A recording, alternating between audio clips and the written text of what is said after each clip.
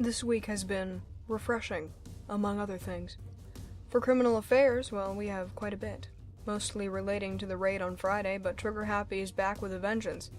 And if they stray any closer to my house, I will be sleeping a bit lighter at night, meaning I won't sleep at all, and if that happens, no one is going to have a good time. There are a few ways to make my recap of Friday's events briefer, but the events make the most sense when told in full detail, and most likely with sound effects, but I will not be providing those, so I will be recounting the events fairly in depth. We will start with the meeting on Wednesday. When I arrived, Jerry was the only one present. He told me to take a seat while we waited for the others. I figured it would be Terry and their hires. For the most part, everybody knows everybody in this business, so it wouldn't be a big deal to momentarily work with a few I had crossed paths with in the past, and if I didn't know any of them, that would change very soon. Working with those you know is more beneficial if you value your life, but new hires can be introduced fairly easily. Mercenaries are disposable. There is no way I could have guessed the data analyst Jerry and Terry were bringing in would be Michael.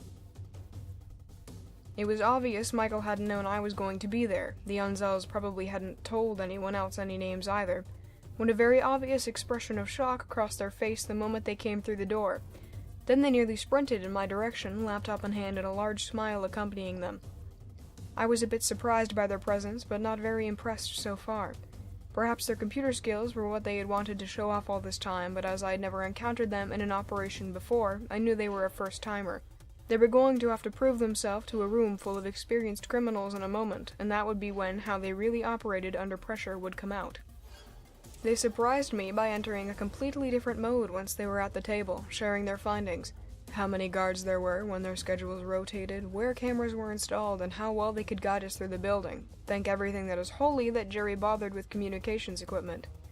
Michael was all business the second they got up there, and they are good at what they do.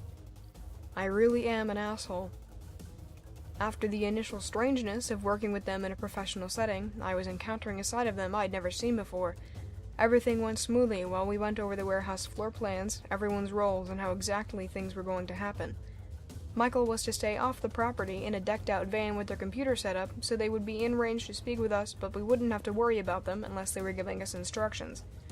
The enemy would have no idea they were there, as they were out of range of any cameras on the edge of the property. Unfortunately, some things did not go according to plan. We showed up at prime time, guns blazing. Jerry and Terry went in first to find their guy, their mercenaries followed them in, and Michael was already giving them directions when I made my way in not long after that.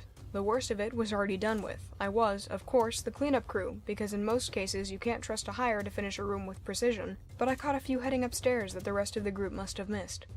Strange, but it happens, and finishing them off only held me up for a minute or two. I was making my way up the stairs to join the rest of those on our side. I had only seen one or two even vaguely familiar bodies, so we were almost entirely whole, when Michael stopped talking, suddenly, and it was only a moment before they said something about people on the path, heading away from the warehouse and toward them. I don't remember exactly what I said next, but not long after that I was sprinting down the road toward the place we had dropped the van, and the locked doors would delay whoever was on the road for a short while, but it wouldn't do much good if I couldn't get there in time to keep them from smashing in the windows. Michael updated me on their status until it was unsafe to do so. Hearing someone talking inside the vehicle would only make those on the outside more violent, and the van had just come into my sight when one of the henchmen surrounding it broke the driver's side window.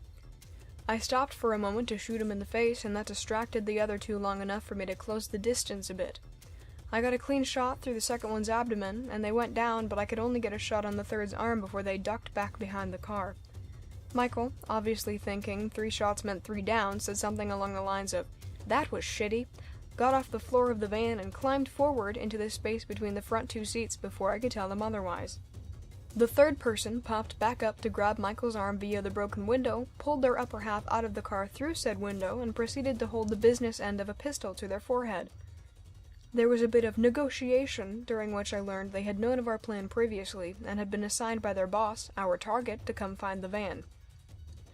They obviously thought they were about to win our face-off, but they underestimated both my unwillingness to drop my gun and the force with which the bullet would take them out from behind. I could have handled it, but I certainly didn't mind Terry circling around to take them out clean. Luckily, Michael is very short, so the henchman's skull was an easy shot. Michael was, expectedly, visibly shaken afterward, but definitely not discouraged. If anything, they seem to be quite unsurprised, and who knows, perhaps they're even an adrenaline junkie. Strange for a desk worker, but to each their own. Due to certain events, the Anzels were convinced to give their guy up for interrogation instead of outright killing him, and I have custody of him at the moment, both because I used to be their go-to for things like this, and because I asked for him. For some asinine reason, I feel as if Michael is my responsibility, and I don't like it, but I have long known to follow my gut feelings, so I took responsibility for the interrogation. I've had him since Friday, and I won't share any gruesome details to preserve the innocence of those of you with weak stomachs, but he's a coward, and I've even learned some names. It's a generic service done by anyone in the business who knows of a traitor, even if you don't have personal vendetta against whoever doubled. If they double against your team, you find out who it is, and you put out the word. No one wants to put up with them. I'll be letting Jerry know when I speak with him who our suspects are, and he'll take it from there, as it was obviously one of his hires. Now that we've cleared up the raid, that's one hell of a news section this week. I don't have much to rival that in what I did by myself. My situation has been described, really. I didn't have a meeting with Cole this week, as I mentioned, but I will let you know what we talk about tomorrow in next week's episode. No viewer contribution this week. I'm tired.